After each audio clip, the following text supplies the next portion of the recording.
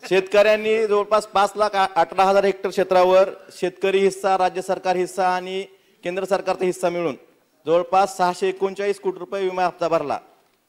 October 20 मध्ये आपल्या सर्वांना माहितीच आहे की धाराशिव जिल्ह्यात अतिवृष्टी मोठ्या प्रमाणात झाली।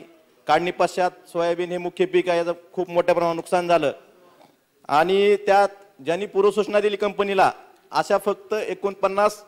अशा शेतकऱ्यांना फक्त 49 कोटीचा विमा परतावा कंपनीने केला। 639 कोटी रुपये हप्ता घेतला आणि फक्त 49 कोटी रुपये शेतकऱ्यांना परतावा केला। अध्यक्ष महोदय, जवळपास 590 कोटी रुपये कंपनीनं या खाजगी विमा कंपनीनं ह्यात प्रश्न विचारा। अध्यक्ष महोदय, उत्तरात सन्माननीय कृषी मंत्र्यांनी जे सांगितलेलं आहे की योजनेच्या मार्गदर्शक सूचनेनुसार 72 तासाच्या आत विमा कंपनीला कळवणं बंधनकारक आहे। अध्यक्ष महोदय, 20 जून 2020 चा एक शासन निर्णय आहे, त्याच मार्गदर्शक सूचनेनुसार मी आपल्याला सांगतो की अनुसार सर्वप्रथम केंद्रीय टोल क्रमांकाला शेतकऱ्यांनी कळवायचंय। जर केंद्रीय टोल क्रमांक उपलब्ध नाही झाला, प्रश्न विचारा। ऐका तरी अध्यक्ष महोदय, कृषी विभाग किंवा महसूल विभागाला कळवणं बंधनकारक आहे। तसं शेतकऱ्यांनी सन्माननीय सदस्यांना विनंती आहे, माझं पूर्ण होऊ द्या, नंतर आपण कृषी विभागाला आणि महसूल विभागाला कळवणं बंधनकारक आहे। अध्यक्ष महोदय, 3,61,000 क्षेत्रावर सोयाबीनचा पीक विमा भरण्यात आला होता। त्यापैकी कृषी विभाग व महसूल विभागाच्या पंचनाम्यानुसार 1,90,000 हेक्टर क्षेत्र सोयाबीनचं बाधित झालेलं आहे आणि मार्गदर्शक सूचनेनुसार असं म्हणतं की काढणी पश्चात जोखीम जर 25% पेक्षा जास्त क्षेत्रावर झालेली असेल, बाधित क्षेत्र झालं असेल तर सर्व शेतकरी ह्याला पात्र राहतील। परंतु कंपनी असं सांगते की शेतकऱ्यांनी वैयक्तिक तक्रार केली नाही। माझं अध्यक्ष महोदय सभागृहाच्या माध्यमातून एवढंच विनंती आहे की कंपनीला त्यावेळेस लाईट नव्हती, बऱ्याच शेतकऱ्यांकडे अँड्रॉइड फोन नाहीत, वैयक्तिक तक्रारीची हात न लागता शासनानं त्या कंपनीला त्यांना सांगावं की सर्व पात्र शेतकरी आहे त्यांना सगळ्यांना नुकसान भरपाई द्यावी। देणार का? अध्यक्ष महोदय, सन्माननीय सदस्य महोदयांनी जो काही मुद्दा या ठिकाणी उपस्थित केला, ही वस्तुस्थिती आहे की जे काही नियम आहेत त्या नियमांप्रमाणे नुकसान झाल्याच्या नंतर 72 तासाच्या आत त्या ठिकाणी शेतकरी बांधवांनी त्या ठिकाणी कळवायचं असतं। परंतु आपण ते नियम जरी असला तरी त्याच्या पलीकडे जाऊन नंतरच्याही कालावधीमध्ये शेतकऱ्यांच्या सूचना आलेल्या असतील तर त्या ठिकाणी ग्राह्य धरलेल्या आहेत आणि त्याच्यासोबतच विमा कंपन्यांना सर्वेक्षण पूर्ण जरी झालेलं नसेल तरी शासनाने जे काही सर्वेक्षण केलेलं आहे ते सर्वेक्षण ग्राह्य धरून त्या ठिकाणी शेतकरी बांधवांना मदत द्यावी अशी सूचना केलेली आहे। मी हरकत घेत होतो। प्रश्न जो आहे पहिला त्याला माझी हरकत आहे। मंत्री महोदय, पहिला प्रश्न काय, उस्मानाबाद जिल्ह्यात माहे ऑक्टोबर 2020 मध्ये व त्या दरम्यान झालेल्या अतिवृष्टीमुळे शेतकऱ्यांच्या खरीप पिकांचे मोठ्या प्रमाणात नुकसान झाले असल्याचे निदर्शनास आले आहे, हे खरे आहे का? याचं उत्तर मंत्री महोदय तुम्ही अंशतः खरे आहे म्हटलंय। म्हणजे काय असतं? महसूल विभाग जो आहे, महसूल विभागाने सांगितलं की 8 पैकी 4 तालुक्यामध्ये पैसेवारी 50च्या आत आहे। महसूल आणि कृषी विभागाने आपल्याला कळवलंय की 6 लाख हेक्टर बाधित क्षेत्र आहे, 4 लाख शेतकरी बाधित आहेत, प्रचंड प्रमाणामध्ये नुकसान झालंय असं म्हटलेलं असताना अंशतः खरं आहे काय उत्तर देता तुम्ही? हा माझा पहिला प्रश्न। 2 प्रश्न विचारतो मी सुरुवातीला। आणि एकीकडे अध्यक्ष महोदय, एवढं 4 लाख हेक्टर 6 लाख हेक्टर जमीन जी आहे बाधित झाली आहे, 4 लाख शेतकरी अडचणीत आहेत, त्यांना नुकसान भरपाई मिळायला हवी, हे सगळ्यांनी मान्य केलंय। परंतु विमा जो आहे तो फक्त 20% शेतकऱ्यांना मिळालाय। विमा कंपनीला जवळजवळ 640 कोटी रुपये एवढा हप्ता मिळाला आणि ते साधारण 80 कोटी रुपये फक्त शेतकऱ्यांना देत आहेत। म्हणजे एकट्या खरीपच्या या हंगामामध्ये उस्मानाबाद जिल्ह्यात फक्त विमा कंपनीला 550 कोटी रुपये मिळत आहेत। 2019 मध्ये हे 72 तासाची अट बाजूला ठेवून सरसकट सर्व शेतकऱ्यांना मदत करण्यात आली होती। आता करायला काय अडचण आहे? मुख्यमंत्री महोदय, आपण सर्वजण तिथे आला होता, मुख्यमंत्री स्वतः बोलले होते की एकही नुकसानग्रस्त शेतकऱ्याला वंचित राहू देणार नाही. तुमची परिस्थिती बघून वाऱ्यावर सोडून देणाऱ्यांपैकी मी नाही, असं मुख्यमंत्री महोदय स्वतः बोलले होते. अतिशय संवेदनशीलता आहेत, आपण सर्व जाणता. मग एकीकडे सरकार मदत करतो म्हणतंय आणि दुसरीकडे विमा कंपनीला पाठीशी कशाला घालता तुम्ही? 2019 मध्ये जे देवेंद्र फडणवीस साहेबांना करता आलं ते तुम्हाला का करता येत नाही, असे माझे 2 प्रश्न आहेत. 2019 प्रमाणे तुम्ही सरसकट पीक विमा देण्यासाठी काय करणार आणि हे प्रश्नामध्ये अंशतः कसं बोलला, असे माझे 2 प्रश्न आहेत अध्यक्ष महोदय. अध्यक्ष महोदय, उस्मानाबाद जिल्ह्याचा जिथपर्यंत प्रश्न आहे तर साधारणपणे 9,51,298 शेतकरी बांधवांनी त्या ठिकाणी सहभाग नोंदवलेला होता आणि सर्वसाधारणपणे 5,19,373 हेक्टर क्षेत्र त्या ठिकाणी विमा संरक्षित करण्यात आलेलं होतं आणि यासाठी साधारणतः शेतकऱ्यांनी त्यांचा विमा हप्ता 41.97 कोटी, राज्याचा हप्ता 323 कोटी आणि केंद्राचा हप्ता 274 कोटी आणि म्हणून अशी एकूण 604 कोटी रुपये त्या ठिकाणी एकूण विम्याची रक्कम आहे आणि नुकसान भरपाईच्या साठी साधारणतः 71,826 लाभार्थी शेतकरी बांधवांना सुमारे 87 कोटी रुपयाचं वाटप करण्यात आलेलं आहे, नुकसान भरपाई देण्यात आलेली आहे.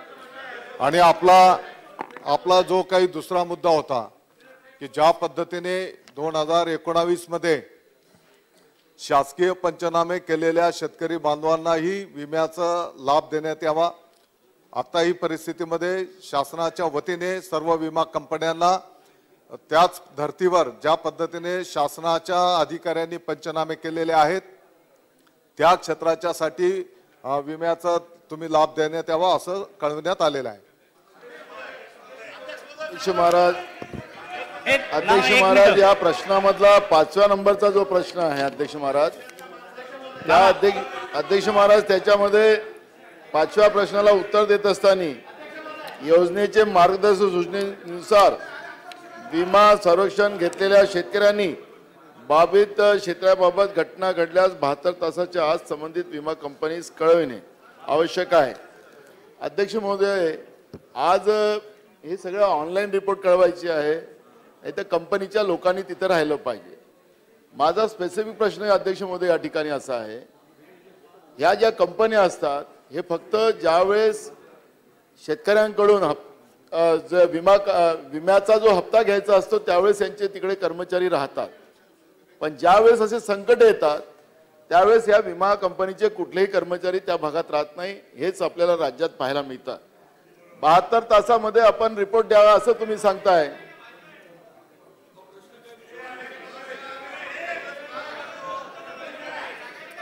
बोला नाना, बोला नाना, नाना बोला, नाना बोला. इकडं रागान नाही बघत आहे नाना, इकडं बघा नाना.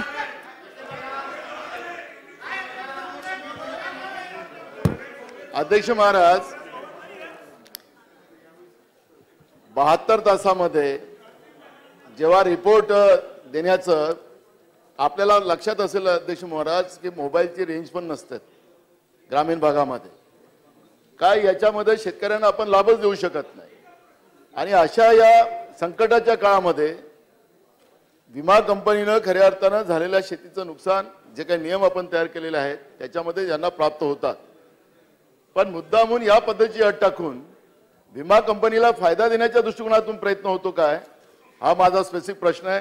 की नियमाची अट शिथिल करून उस्मानाबाद असेल की राज्यातल्या ज्या ज्या जिल्ह्यामध्ये शेतकऱ्यांना, ज्या जिल्ह्यामध्ये जे आपली आणेवारी आहे जी 50%च्या आत आहे आणि ज्या ठिकाणी शेतकऱ्यांनी पीक विमा भरला असेल त्या शेतकऱ्यांना या योजनेचा फायदा दिला जाईल का, हा स्पेसिफिक प्रश्न आहे. अध्यक्ष उत्तर देऊ महोदय, द्या दादा. 72 तासांची जरी नियमाप्रमाणे मुदत असली तरी त्यानंतरच्याही कालावधीमध्ये शेतकरी बांधवांकडनं आणि त्यातही कृषी विभागाच्या माध्यमातून ज्या शेतकरी बांधवांचं नुकसान झालंय तेही रिपोर्टिंग त्या ठिकाणी करण्यात आलेलं आहे।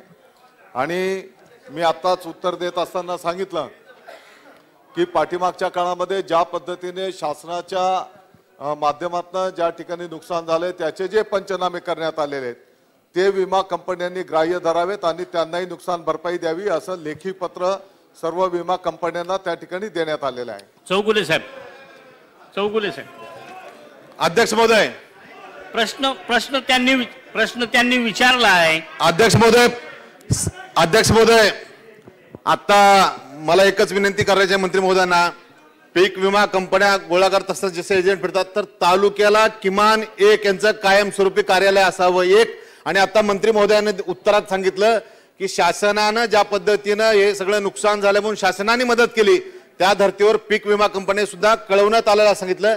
किती दिवसात वंचित राहिलेल्या शेतकऱ्यांना ते पीक विम्याचे पैसे देणार एवढा एकच प्रश्न माझा आहे। हे दोन प्रश्न। अध्यक्ष महोदय, 72 तासांची ही जी काही अट आहे आपल्याला माहिती आहे की केंद्र शासनाच्या या संदर्भातल्या गाईडलाईन्स आहेत। प्रधानमंत्री पीक विमा योजना हे केंद्र शासनाच्या ज्या गाईडलाईन्स आहेत त्याच्यामध्ये 72 तासांची अट ही संपूर्ण देशाच्यासाठी त्याने जे काही गाईडलाईन्स दिलेल्या आहेत त्याच्यामधली ती अट आहे। आणि म्हणून तरी पण आपल्या स्थानिक पातळीवरच्या महाराष्ट्र पातळीवर आपण त्या ठिकाणी आउट ऑफ वे जाऊन सूचना केलेल्या आहेत आणि जास्तीत जास्त शेतकरी बांधवांना त्याचा लाभ कसा देता येईल या संदर्भामध्ये मला या गोष्टीची स्पष्टपणे जाणीव आहे की हा अतिशय संवेदनशील विषय आहे।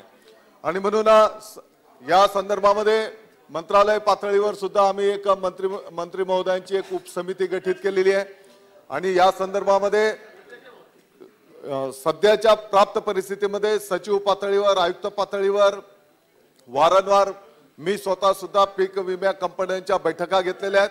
शेतकरी बांधवांच्या आताच्या जे काही परिस्थिती आहे त्यामध्ये जास्तीत जास्त शेतकऱ्यांना त्याचा लाभ मिळाला पाहिजे या सूचना केलेल्या आहेत। आणि अध्यक्ष महोदय, मला वाटतं की या संदर्भात सविस्तर चर्चा विनिमय होऊन एक नवीन धोरण आम्ही त्या ठिकाणी आणायला घेतलेलं आहे। आणि उत्तर देऊ द्या। केंद्र शासनाला आम्ही पाठीमागच्या कालावधीमध्ये जे काही या क्षेत्रामध्ये काम करणारे जे काही महानुभाव आहेत त्यांचा अनुभव घेऊन एक नवीन धोरण जसं काही आता बीड जिल्ह्यामध्ये आपण जो पॅटर्न राबवलेला आहे त्या पॅटर्नवर आम्ही केंद्र शासनाला विनंती केलेली आहे। माननीय मुख्यमंत्री महोदयांनी सुद्धा परवाच्या बैठकीमध्ये केंद्र शासनाला प्रधानमंत्री महोदयांना विनंती केलेली आहे। त्यामध्ये साधारणपणे केंद्र शासनाच्या ज्या काही पीक विमा कंपन्या आहेत त्यांच्याकडे जबाबदाऱ्या सोपवा। जर नुकसान झालंय तर 110% पर्यंतचं नुकसान कंपन्यांनी स्वीकारावं, वरची जबाबदारी राज्य सरकार स्वीकारेल आणि 20% पेक्षा जास्ती नफा कंपन्यांना घेण्यात येऊ देऊ नये। त्याच्यापेक्षा जर कमी प्रीमियम शेतकऱ्यांना जर नुकसान भरपाई द्यावी लागली तर ती रक्कम राज्य शासनाकडे वळती करावी। म्हणजे नुकसानीची जबाबदारी राज्य सरकार आणि जर त्याच्यामध्ये सेव्हिंग झालं तर तेही जबाबदारी राज्य सरकार। अशा प्रकारचं धोरण त्या ठिकाणी मध्य प्रदेश सरकारने पण राबवलेलं आहे आपल्या बीड जिल्ह्याच्या पद्धतीवर। आणि म्हणून या संदर्भामध्ये मी स्वतः केंद्रीय कृषी मंत्री महोदयांना विनंती प्रत्यक्ष जाऊन केलेली आहे। त्यांनी सुद्धा त्याला सकारात्मकता दाखवलेली आहे। मला वाटतं की येणाऱ्या कालावधीमध्ये यावर आपल्याला मार्गक्रमण करावं लागेल। अध्यक्ष महोदय, विषय एक मिनिट थोडक्यात अध्यक्ष महोदय, विषय एकदम सोपा आहे। या विमा कंपनीला 550 कोटीचा नफा होतोय। 2019 मध्ये अशीच परिस्थिती असताना एक मिनिट 2019 मध्ये अशीच परिस्थिती असताना सरसकट पीक विमा दिला गेला। या सरकारला 2019 प्रमाणे या सरकारला मंत्री महोदय आपल्याला विनंती आहे, मुख्यमंत्री महोदयाने आपल्या माध्यमातून विनंती आहे, जसं देवेंद्र फडणवीस साहेबांनी 2019 मध्ये सरसकट सगळ्यांना पीक विमा दिला होता त्याच पद्धतीने आपण पीक विमा द्यायला या विमा कंपनीला लावाल का, हा माझा प्रश्न आहे। 550 कोटीचा त्यांना नफा झालाय।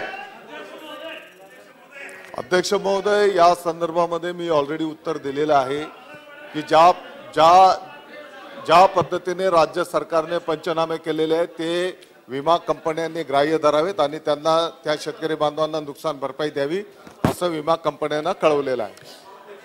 प्रश्न सगळ्यांचा अतिशय महत्वाचा आहे, त्याच्यामुळे प्रत्येकाला थोडी संधी देऊ आपण. वरती होऊ द्या जरा गॅलरीत.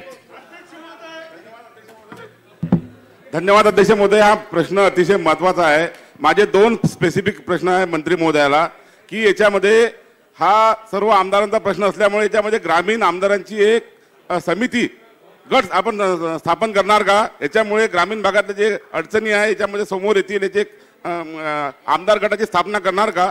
दुसरा विषय असा आहे की ज्या बँकेनी म्हणजे पैसे जमा केले पण ते कंपनीकडे वळते केले नाही किंवा शेतकऱ्यांच्या विमाच काढला नाही, वर्धा जिल्ह्यामध्ये अनेक हजारो शेतकऱ्यांचा विमा काढला गेला नाही, ती बँकेने चूक कबूल केली, अशा बँकेवरती कारवाई करणार का? हे माझे 2 प्रश्न आहेत.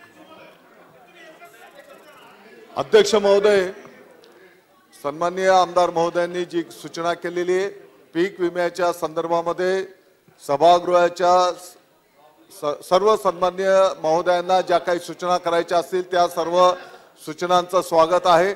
सभागृहाच्या बाहेरही कोणाला जर काही सूचना या संदर्भातल्या करायच्या असतील त्यांचंही स्वागत आहे. या संदर्भामध्ये आपले जे काही सूचना असतील तर आपण द्या, त्याचा निश्चितपणे सकारात्मक विचार केला जाईल.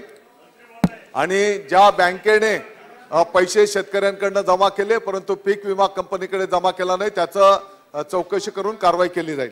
गिरीश भाऊ. अध्यक्ष महोदय, 2 मिनिटं देऊ आपण. अध्यक्ष महोदय, आपण जर ही प्रश्नपत्रिका बघितली तर यात 8 प्रश्नातले 4 प्रश्न विम्याच्या संदर्भातले आहे. मग तो खरीपातला आहे, कुठे केळी संदर्भातला आहे, फळबागाच्या संदर्भातला आहे.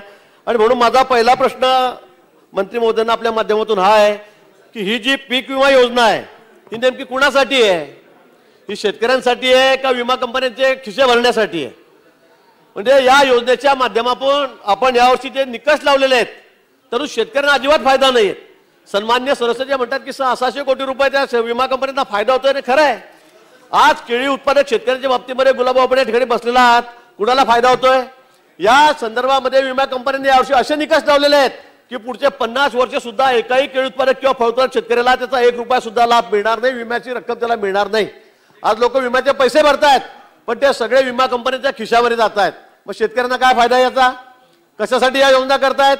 आणि पुढच्या 3 वर्षासाठी आता आपण टेंडर जे दिलेलं आहे त्या टेंडरच्या माध्यमातून एकाही शेतकऱ्याला दादा याच्यातून 1 रुपया सुद्धा मिळणार नाही. हे आपल्यालाही मान्य आहे, हे आपल्यालाही माहित आहे. गेल्या 5 वर्षामध्ये आमचं सरकार होतं त्यावेळेला विम्याची योजना व्यवस्थित चाललेली होती. शेतकऱ्यांना दर वर्षातून 2-2, 3-3 वेळा विम्याचे पैसे मिळायचे. केळीचं नुकसान झालं त्यांना मिळायचे, द्राक्षाचं झालं त्यांना मिळायचे, डाळिंबाचं असेल, खरीपाचं असेल, रब्बीचं असेल. पण या योजनेच्या माध्यमातून आपण जे निकष लावलेले आहेत यातून 1 रुपया सुद्धा आता शेतकऱ्यांना मिळणार नाहीये. बागायतदार शेतकऱ्यांना अजिबात मिळणार नाहीये. आणि म्हणून शेतकऱ्यांना आपण वाऱ्यावरच सोडलेलं आहे, त्याचं कोणीच वाले राहिले नाही. आम्ही वारंवार तुमच्याकडे आलो, मिटिंगा लावल्या, आमदार आलेत, खासदार आलेत, पण उत्तर काय शेवटी? आता 3 वर्षासाठी टेंडर दिलेलं आहे, आता आपण काहीच करू शकत नाही, आता आपला काहीच इलाज नाही. मग शेतकऱ्यांनी काय मरायचं काय त्या ठिकाणी? मग आता हे निकष बदलणार कोण याचे? आता कोण बदलणार ते निकष? मला वाटतं की या ठिकाणी तुम्ही हे निकष बदलणार आहात की नाही? आत्ताचे आता या वर्षापासूनचे निकष तुम्ही बदलले, पुढचे 2 वर्षांनी शेतकऱ्यांना फायदा होईल हे तुम्ही बदलणार आहात की नाही? आणि बदलणार नसाल तर मग शेतकऱ्यांनी काय करावं, राहावं का मरावं, हा महत्वाचा प्रश्न आहे. आणि म्हणून त्या संदर्भामध्ये या आपण अतिशय व्यवस्थितपणे उत्तर द्यावं आणि ठोस उत्तर द्यावं की तुम्ही हे निकष बदलणार आहात की नाही, कारण हे बदलल्याशिवाय शेतकऱ्यांना 1 रुपया सुद्धा मिळणार नाही.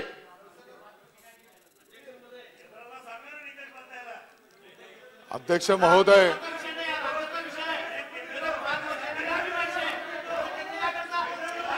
मंत्री महोदय उत्तर द्या, उत्तर द्या.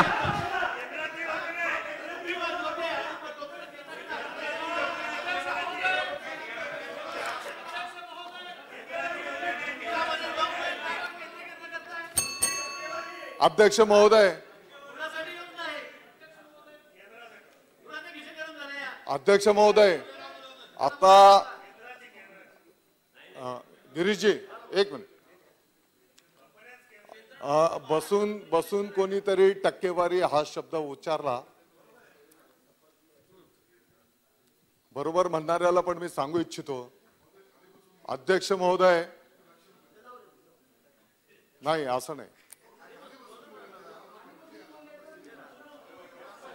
बसून बोलू नका. अध्यक्ष महोदय, हा राजकारणाचा भाग नाही. अध्यक्ष महोदय, दोन मिनिट. अध्यक्ष महोदय, ही प्रधानमंत्री पीक विमा योजना ही केंद्र शासनाच्या गाईडलाईन्स प्रमाणे राबवली जाते. राजकारणाच्या पलीकडची गोष्ट मी सांगतो. राजकारण जर करायचं म्हटलं तर सन्माननीय विरोधी पक्ष नेते त्या काळी इकडे मुख्यमंत्री महोदय होते, त्यांनी केलेलं भाषण पण मी आणलेलं आहे. विषय तो नाही. आपण जर विचार केला तर साधारणतः 2016 मध्ये फक्त 48% पे आउट झालेला होता. 2017 मध्ये 76% पे आउट झाला होता. ही वस्तुस्थिती आहे की 2019 मध्ये प्रचंड पाऊस झाला, मोठ्या प्रमाणात शेतकरी बांधवांचं नुकसान झालंय आणि त्या काळामध्ये मोठ्या प्रमाणात शेतकरी बांधवांनी तक्रारी पण केल्या आणि त्याची दखल घेऊन त्या काळामध्ये मोठ्या प्रमाणात मला वाटतं की इतिहासामध्ये पहिल्यांदाच 112% पे आउट झाला. ही वस्तुस्थिती आहे, ते कोण नाकारत नाही. परंतु चालू परिस्थितीमध्ये ज्या शेतकरी बांधवांनी तक्रारी केलेल्या आहेत, कालावधीची जरी मर्यादा असली तरी त्याच्या पलीकडे जाऊन आपण त्या तक्रारींचा स्वीकार करण्याची सूचना केलेली आहे. वारंवार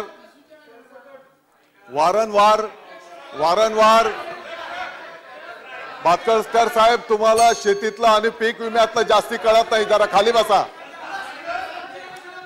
अध्यक्ष महोदय, या संदर्भामध्ये जे काही निकष आहेत, महाजन साहेब, पर्टिक्युलर प्रधानमंत्री पीक विमा योजना या संदर्भातले निकष गाईडलाईन्स ह्या केंद्र शासनाच्या आहेत.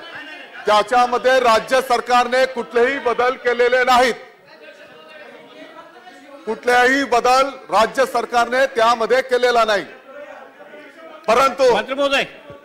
परंतु आपल्या सर्वांच्या ज्या भावना आहेत त्या भावना आपल्या सर्वांच्या ज्या भावना आहेत की हा जो काही पीक विमा योजना आहे ही शेतकरी बांधवांच्या हितासाठी आहे की कंपन्यांच्यासाठी आहे. मला वाटतं की एक शेतकऱ्याचा मुलगा म्हणून या नात्याने मी पण त्या मताशी सहमत आहे आणि म्हणून या सर्व गोष्टींचा एक साधक बाधक विचार करून या संदर्भामध्ये एक समिती नेमण्यात आली. आपण जो या ठिकाणी उल्लेख केला, केंद्र सरकारने पण विम्याच्या संदर्भामध्ये काही नवीन धोरण आणलं. त्याने आता या 3 वर्षाच्या साठी नियम केंद्र सरकारने केला. शेतकरी बांधवांच्या तुम्हाला आदेश देतो, तुम्ही या संदर्भामध्ये ही पीक विमा योजना ही ऐच्छिक केली आणि त्याच्या सोबतच जर त्याचा प्रीमियम दादा 30% पुढे गेला तर केंद्र सरकारने आपली जबाबदारी फक्त 12.5% मर्यादित केली. आणि म्हणून या तुम्ही ऐका ना, महाजन साहेब, मी तुम्हाला माहिती देतोय प्रधानमंत्री पीक विमा योजनेच्या संदर्भातली. हा मुद्दा तुम्ही लक्षात घ्या. आणि म्हणून या संदर्भामध्ये एक साधक बाधक चर्चा करून आताच्या घडीला बीडला जे काही आपली केंद्र शासनाचीच पीक विमा कंपनी आहे AIC, तिकडे कोण येत होतं तर त्यांना आम्ही विनंती केली. त्यांनी त्या ठिकाणी सहभाग नोंदवलेला आहे आणि केंद्र सरकारने पण आता काही आता केळीच्या संदर्भात आता तुम्ही जो विषय घेताय तो फळपीक विम्याचा विषय आहे आणि त्या संदर्भामध्ये आपण जे सारखं जे वारंवार तुम्ही पाठपुरावा करत होते, बैठका घेतल्या, त्याच्यामध्ये 30% पेक्षा जर त्याचा प्रीमियम जास्त केला दादा तर केंद्र सरकारने सांगितलं की 12.5% पुढे आम्ही जबाबदारी स्वीकारणार नाही. ती राज्य सरकारने स्वीकारावी. आणि म्हणून केंद्र शासनाच्या आदेशानुसार त्याचे जे काही ट्रिगर होते, तुमचा मुद्दा बरोबर आहे, काही ट्रिगर मध्ये त्या ठिकाणी बदल करण्यात आले, ते हार्ड झाले. ही वस्तुस्थिती आहे, नाकारत नाही. आणि ते निकष बदलण्याच्या साठी आम्ही केंद्र सरकारकडे वारंवार पाठपुरावा केला, 4 वेळेस पाठपुरावा केला. केंद्र सरकारने त्याला मंजुरी दिलेली नाही. परंतु पीक विम्याच्या संदर्भामध्ये अध्यक्ष महोदय, आम्ही त्या ठिकाणी एक चांगलं मॉडेल केंद्राच्या सरकारी कंपन्यांनी त्यामध्ये सहभागी व्हावं. नफा जर झाला 100 जो काही विमा आपण भरलेला असेल, समजा 1,000 कोटीचा आपला विमा टोटल रक्कम झाली, त्याच्यामध्ये जर 1100 कोटी रुपये द्यावे लागले तर कंपनी देईल, 1100 कोटीच्या पुढचा जर नुकसान शेतकऱ्यांना द्यावं लागेल तर ते राज्य सरकार देईल. अरे ऐक ना बाबा, त्याच्यासोबतच उद्याच्याला जर 500 कोटी रुपयापर्यंतचीच मदत द्यावी लागली तर कंपन्याने 200 कोटी ठेवावे आणि 300 कोटी राज्य सरकारला करावे. याच धर्तीवर बीड मध्ये आता आपण पीक विमा केलेला आहे आणि मध्य प्रदेश राज्याने सुद्धा संपूर्ण राज्याच्या साठी हेच धोरण स्वीकारलेलं आहे. आणि मी स्वतः केंद्रीय मंत्री महोदयांना या संदर्भामध्ये विनंती करण्यासाठी मागच्या 15 दिवसापूर्वी जाऊन आलो. त्यांना सर्व विषय ब्रीफ केलेला आहे. केंद्रीय सचिवांनाही हा विषय ब्रीफ केलेला आहे. मला वाटतं की त्यांनी मला आम्हाला असं सूचना केली की कॅबिनेटवर आम्ही हा विषय नेऊ. माननीय मुख्यमंत्री महोदयांनी सुद्धा या संदर्भामध्ये प्रधानमंत्री महोदयांच्या समोर हे धोरण आणण्याच्या संदर्भात विनंती केलेली आहे. खाली बसून जरी कोण बोललेला असेल की टक्केवारी हो, मी या सभागृहामध्ये जाहीरपणे सांगतो, जरी राजकारणामध्ये जरी असेल, छत्रपती शिवाजी महाराजांची शिकवण आहे, शेतकऱ्याच्या पिकाच्या देठाला सुद्धा हात लागता कामा नये. ऐकून घ्या, ऐकून घ्या गिरीजी महाजन साहेब, ऐकून घ्या.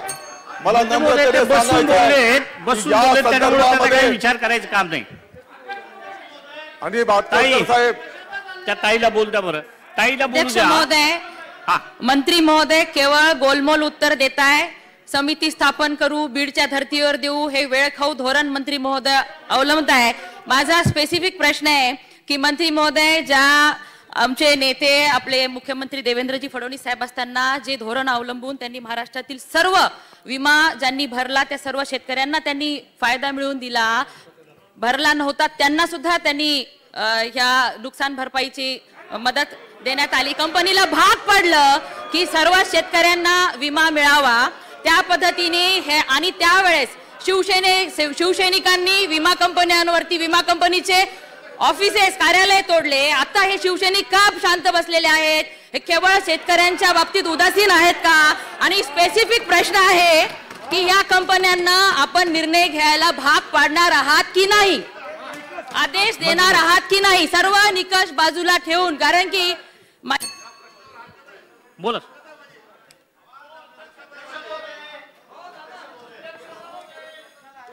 उत्तर देऊ द्या, उत्तर देऊ द्या.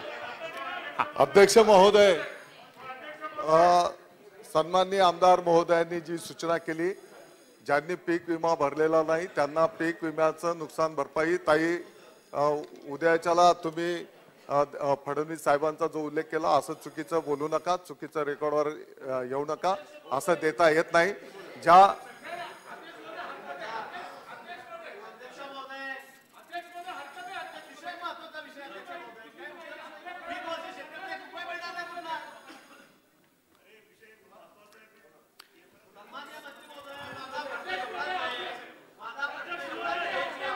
तुम्हाला भाऊ तुम्हाला परत देतो, दादा बोलणार आहेत, तुम्ही उत्तर द्या, दादा बोलतील. सन्माननीय आमदार महोदयांनी जो काही प्रश्न उपस्थित केला, पीक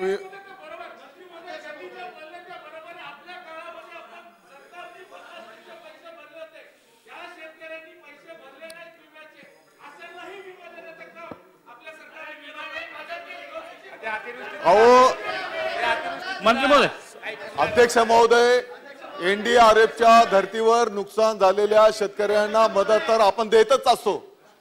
ती मदत तर ऑलरेडी आपल्या सरकारने दिलेलीच आहे. ते काही नवीन विषय नाही, तो काही नवीन विषय नाही. आणि तुम्ही काही काळजी करू नका. तेव्हा शिवसेनेची जी भूमिका होती तीच भूमिका आजही आहे आणि तीच भूमिका शेतकऱ्यांच्या साठी उद्या पण राहील. आपल्याला काळजी करायचं काही कारण नाही.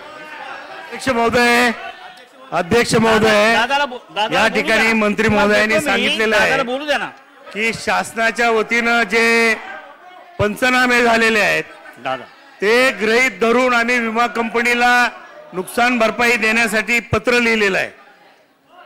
मंत्री महोदयांना मला विनंती करायची आहे की फक्त विमा कंपनीला पत्र देऊन हे भागणार नाही, तर सर्व जिल्हाधिकाऱ्यांना याच्या बाबतीत आपण सूचना देणार का, हा माझा स्पेसिफिक प्रश्न आहे. अध्यक्ष महोदय, या संदर्भातल्या सर्व राज्यातील जिल्हाधिकाऱ्यांना, जिल्हा कृषी अधिकाऱ्यांना ऑलरेडी यापूर्वी सूचना देण्यात आलेल्या आहेत. दादा देतो तुम्हाला. दादा दादा दादा बोला बोला बोला. आहे अजून वेळ, बोला. 2 मिनिटं राहिल्यात सर. बोला बोला बोला. माननीय अध्यक्ष महोदय, बरं झालं की सभागृहामध्ये माननीय मुख्यमंत्री महोदय आणि उपमुख्यमंत्री महोदय दोघेही आहेत. सर्वसाधारण माणसाला, माझ्यासारख्या सामान्य शेतकऱ्याला कळणारा हिशोब असा आहे की प्रीमियम मधला 2.5 रुपये, 10 रुपयातला 2.5 रुपये शेतकरी भरतो आणि उरलेले 7.5 रुपये जे आहेत ते निम्मे राज्य आणि केंद्र भरतं. 2.5 रुपये फक्त शेतकरी भरतो. या सगळ्या विषयामध्ये विमा कंपन्यांना टर्म्स आपण ठरवू शकतो. हे काय म्हणतात केंद्र केंद्र केंद्र म्हणून वारंवार असा मागच्या सरकारमध्ये विषय आला की आपल्याला आपल्या 2 गोष्टींसाठी राज्याची स्वतःची कंपनी केली पाहिजे. एक महात्मा ज्योतिबा फुले की ज्यात सुद्धा खूप लूट होते आणि या पीक विमा देणाऱ्या कंपन्या. माझा नेमका प्रश्न असा आहे की जर अशा तऱ्हेने विमा कंपन्या लूट करत असतील आणि मग आपण सरकारमध्ये असून सुद्धा त्या कंपन्यांची ऑफिसेस तोडत असू तर आपण आपली एक विमा कंपनी फॉर्म करून शेतकऱ्यांना ज्या आवश्यक आहे त्या टर्म्स लावणार का? अध्यक्ष महोदय, माझी विनंती आहे, वेळ जरी संपत असेल तरी उत्तर देण्यासाठी वेळ वाढू द्या. पहिला मुद्दा. माननीय दादांनी जो प्रश्न उत्तर देऊ नको का बसा. माननीय दादांनी जो मुद्दा उपस्थित केला याच संदर्भामध्ये केंद्र शासनाला आम्ही प्रस्ताव दिलेला आहे. केंद्र शासनाची ऑलरेडी कंपनी आहे आणि त्याच कंपनीने त्या ठिकाणी सहभाग घ्यावा अशी विनंती केलेली आहे. प्रश्न उत्तराचा तास संपला.